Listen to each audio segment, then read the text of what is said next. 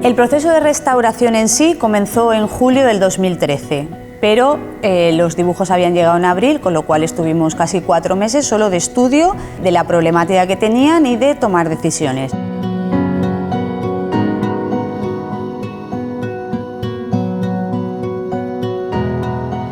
Estos 32 bocetos Sorolla los realizó con mucho esfuerzo, viajando por toda España en condiciones bastante duras. Habían estado almacenados en Nueva York, no siempre en buenas condiciones.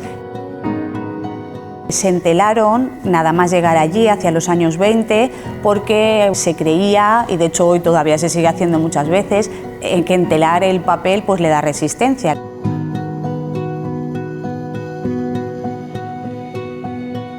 En un primer lugar, se trabajó con la Universidad de Valencia para que por fluorescencia de rayos X hicieran un estudio de los pigmentos. Se han tomado más de 630 muestras.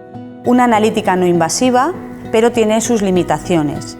Por eso fue necesario, en un segundo momento, tomar micromuestras, que son siempre inferiores a 1 milímetro. Sorolla siempre ha utilizado bermellón en todas sus obras, blanco de plomo como pigmento blanco, también lo utiliza siempre.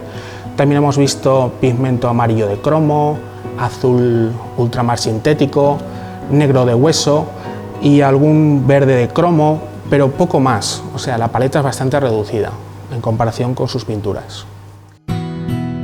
Lo primero que hicimos fue la limpieza mecánica, pero utilizamos distintos sistemas y sobre todo por el anverso de la obra respetar mucho lo delicada que es esta técnica, que es el wash, y en algunos casos también hay pigmento de suspensión.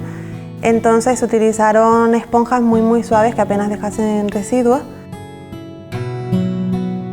Una vez estaba limpia la pieza, estimamos oportuno hacer una consolidación, que es como si dijéramos fijar un poco más los pigmentos al papel, con lo cual optamos por el funori, que es una alga japonesa. El mayor problema que tenían era la debilidad del soporte y el problema de que estuvieran adheridos varios soportes entre sí y el papel a la tela. Por el reverso, empezar a eliminar la tela. En algunos casos era muy fácil porque el adhesivo había cristalizado, pero en otros casos no. Lo difícil de la restauración ha sido que la técnica pictórica es soluble en agua. Después de la eliminación de la tela, teníamos que reparar todos los rasgados, llevar, digamos, el papel a un estado óptimo para luego proceder a la laminación. El sistema tradicional japonés utiliza el almidón, que es un adhesivo de origen vegetal, y el sistema de laminación es por secado por tensión. Los pequeños no teníamos problema porque hacíamos una laminación a contrafibra y se quedaba estable. Pero para los grandes tuvimos que estudiar y decidir cómo hacíamos estas 2 capas de laminación. Y al final pues tomamos la determinación de hacer la primera a contrafibra y la siguiente a fibra de papel. Siempre dejando unos bordes bastante importantes que son los que nos iban a servir luego para realizar el montaje.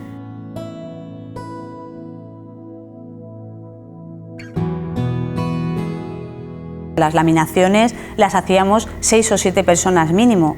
Nosotros 4 trabajando y 6 personas de apoyo, poniéndoles el papel, sprayando agua, estando atentos de dónde está seco, de dónde no, porque estamos hablando de grandes dimensiones, que bueno, es difícil llevar todo el trabajo a la vez. Para el de doble cara sí que ha sido el último que hemos hecho. En una de las caras estaba pintada con wash y en la otra wash y mezcla de carboncillo y tiza. Y además teníamos que pensar en un sistema que fuese válido para la exhibición y al mismo tiempo para el almacenaje, para que la obra no sufriera demasiada manipulación. Ideamos que lo mejor era pintar un boceto al estilo Sorolla, imitando a Sorolla. Probamos sobre la réplica diferentes soportes, papeles, adhesivos, todo aquello que pensamos que podía ser afín por la experiencia que teníamos con los otros, y aquí la única complejidad, me refiero a la técnica, era la misma, pero estaba por las 2 partes. Con las otras obras era fácil hacer la laminación porque era por el reverso y podíamos aplicar el almidón que tiene agua, pero con esta obra no, porque al aplicar agua por el reverso con una pintura que es soluble en agua, pues nos quedamos sin pintura. En conclusión, decidimos que el que mejor le iba era el Clusel en alcohol. Lo aplicamos al 4% Y utilizamos en este caso un papel nao también de fibra japonesa, pero de muy bajo gramaje. Hemos utilizado este porque es muy transparente y ello nos permite ver la obra después del laminado. Evidentemente no queda totalmente transparente, es apreciable un pequeño velo encima del boceto, pero hemos salvado la consistencia del dibujo, se puede ver por ambas caras y es apreciable hasta la tiza con la que Sorolla pintó.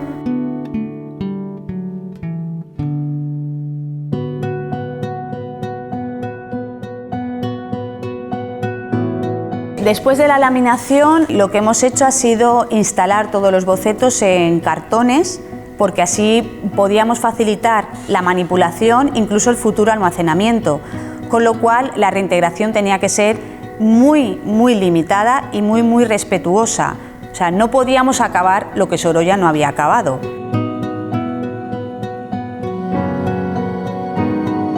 Que este es el Sorolla de verdad y mucho más adelantado a su tiempo de lo que pensamos.